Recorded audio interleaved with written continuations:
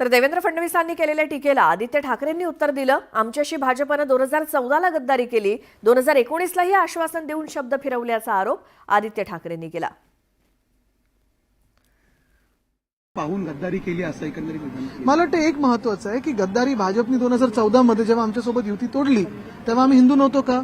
19 मध्ये आमच्याबरोबर जे काही वचन आम्हाला घरी येऊन मातोश्रीला मोठे साहेबांच्या म्हणजे आता सांगतात ना की यांनी विचारधारा सोडली वगैरे त्यांच्या खोलीत येऊन आम्हाला दिलं होतं, जी खोली आमच्यासाठी मंदिर आहे तिथे देऊन वचन दिलं होतं, तिथे खोटं बोलले, त्याचं काय मग?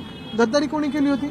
आणि मुख्य गोष्ट म्हणजे चला हे सगळं तर बाजूला ठेवा, महाराष्ट्राची तुम्ही जी गद्दारी करताय, ज्या महिलांना लाडकी बहीण म्हणून ज्यांची मतं घेतली तुम्ही आणि नंतर सांगताय की आता तुम्हाला वगळलं जाणार आहे की तुमच्याकडे आता अमुक आहे तमुक आहे, ही गद्दारी कोणासोबत करताय?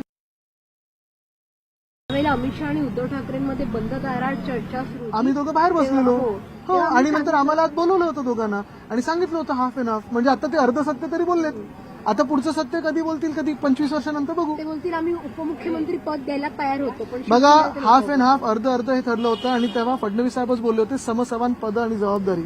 पद आणि जबाबदारी, मुख्यमंत्री हे पद नाहीये का, जबाबदारी नाहीये का?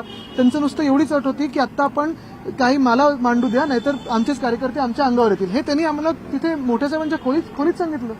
आता एवढं म्हणजे आता त्यांनी एवढं तर सांगितलं ना की दोघं तिथे बसले होते त्या खोलीत, जे पहिले सांगत होते त्याशी चर्चाच झाली नाही, मग आम्ही दोघं बाहेर बसलेलो हे पण सांगितलं ना, आता तिसरी गोष्ट कधी सांगतील बघूया।